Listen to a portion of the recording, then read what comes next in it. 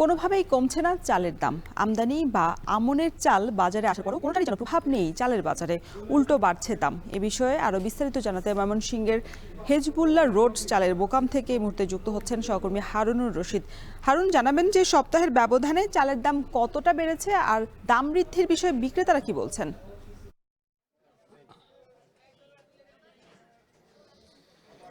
বিদেশ থেকে চালের আমদানি এবং আমন ধানের যে চাল সেটিও কিন্তু বাজারে এসেছে, কিন্তু তারপরেও চালের দামের যে ঊর্ধ্বগতি এটি কিন্তু কোনোভাবেই কমছে না।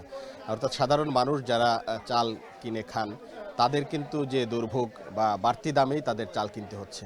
এটি যে এইবারের বেশ কিছুদিন যাবতই যে চালের দাম বাড়ছে, সেই চালের দামের বৃদ্ধি কিন্তু এখন অব্যাহত রয়েছে।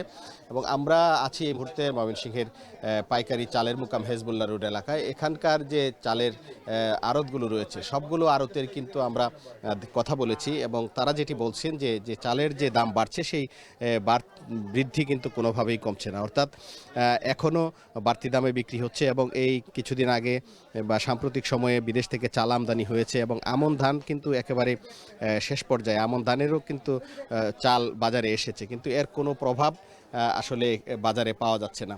এখনও বাজারে 28-29 জাতের যে চাল রয়েছে সেটি 64 থেকে 66 টাকা কেজি বিক্রি হচ্ছে এবং চিকন যে জাতের যে চাল যেমন নাজির, কাটারি এগুলো বিক্রি হচ্ছে 76 থেকে 78 টাকা কেজি আমরা জানতে পারছি। এবং এখানে পাইকারি বাজারের এই দাম এটি, এবং এটি যখন খুচরা বাজারে যায় তখন 1 থেকে আরও 2 টাকা কেজিতে বেড়ে যায়।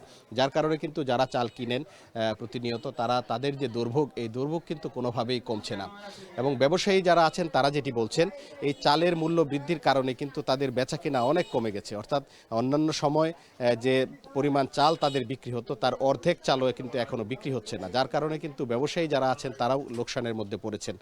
এবং ব্যবসায়ীরা যেটি বলছেন যে বিদেশ থেকে যে চাল আমদানি শুরু হয়েছে এই চাল আমদানির পরিমাণ আরও বাড়ে এবং যদি ডলারের মূল্য কমে যায় তাহলে কিন্তু চালের বাজারে কিছুটা প্রভাব পড়ার সম্ভাবনা রয়েছে। তবে সাধারণ মানুষ যেটি বলছেন, তারা আসলে এই দীর্ঘদিন ধরে চালের যে উচ্চ মূল্য এটি কিন্তু তারা কোনোভাবেই মানতে পারছেন না। এবং তারা যেটি বলছেন যে সরকারিভাবে যে কোনো মূল্যেই হোক এটি একটি উদ্যোগ নেওয়া দরকার, একটা উদ্যোগ নেওয়া দরকার যেন সাধারণ মানুষ যে চালের যে বাড়তি দাম সেই বাড়তি দাম থেকে যেন তারা মুক্তি পান।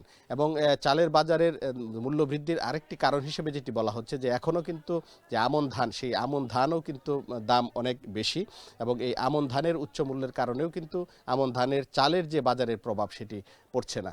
তো সব মিলিয়ে ক্রেতা বিক্রেতা সবাই আশা করছেন যেন সরকারি উদ্যোগের মাধ্যমে চালের দাম কিছুটা কমিয়ে আনা যায়। তো এই ছিল আমার কাছে ময়মনসিংহ থেকে চালের বাজারের সর্বশেষ। চালের দাম কেজিতে সপ্তাহের ব্যবধানে বেড়েছে 1 থেকে 2 টাকা পর্যন্ত। এতে ভোগান্তিতে পড়েছে ক্রেতারা। সে বিষয়ে বিস্তারিত জানাচ্ছিলেন সহকর্মী হারুনুর রশিদ।